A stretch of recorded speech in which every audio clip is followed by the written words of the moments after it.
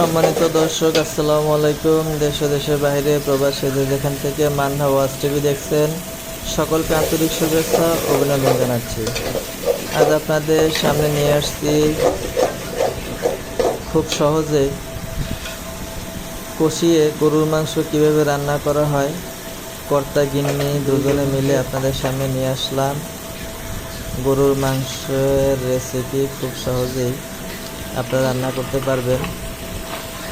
আমরা মশলাগুলো হলুদ, মরিচ, পেঁয়াজ, আদা রসুন বাটা এগুলো দিয়ে রেখেছি। আগে তেল দিয়েছি, তেল দিয়ে ভালো মতো কষানো হচ্ছে। কষানোর পরে আমরা গরুর মাংসটা দিয়ে নিব। ভালো মতো কষানো হইলে একটু ভালো মতো কষিয়ে নেবেন, তাহলে তো হলুদের গন্ধটা আসবে না। তারপরে মাংস দিয়ে দিচ্ছি। মাংস দিয়ে আপনারা একটু লাড়াচাড়া দেবেন যাতে নিচে লেগে না যায়। অবশ্য মাংসের ভিতরে পানিটা থাকে, যার কারণে হয়তো সহজে লাগতে পারে না। একটু লাড়াচাড়া দিয়ে দিবেন।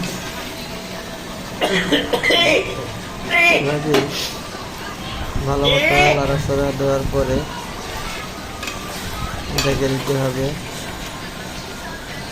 আমরা আপনাদের সামনে প্রতিনিয়তই খুব সুন্দর সুন্দর ভিডিও নিয়ে আসি। এখানে যে ডালটা দিয়ে দিচ্ছি,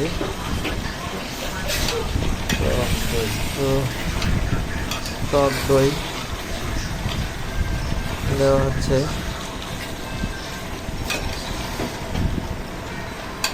দিয়ে ভালো মতো একটু নেড়ে চেড়ে দিবেন।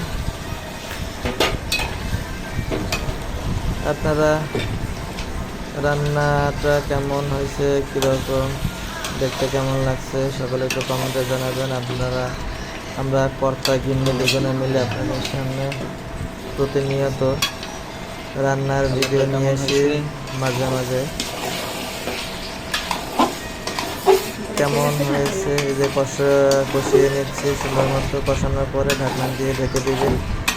ঢেকে দেওয়ার পরে মাংসটা কষানো হইলে তারপরে আপনার পানি দিয়ে দেবেন।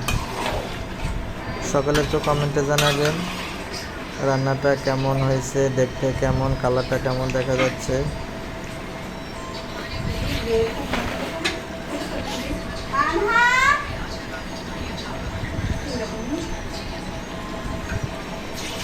ভালো মতো কষানো হয়ে গেলে তারপরে আপনারা যেভাবে যদি মাংস ঝোলটা দিবেন, ঝোল দেওয়ার পরে ঢেকে রাখবেন। ঝোলের পরিমাণটা আপনারা যেভাবে যে রকমের খান সেরকমের দিয়ে রাখবেন।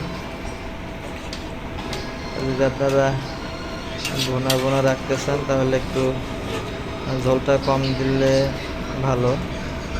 আর যদি একটু ঝোল বেশি রাখতে চান তাহলে একটু পানির পরিমাণটা একটু বেশি দিয়ে দিবেন। এভাবেই খুব সহজেই গরুর মাংস রান্না করা যায়। কালারটা কত সুন্দর দেখেন। ভিডিওটি কেমন হয়েছে সকলে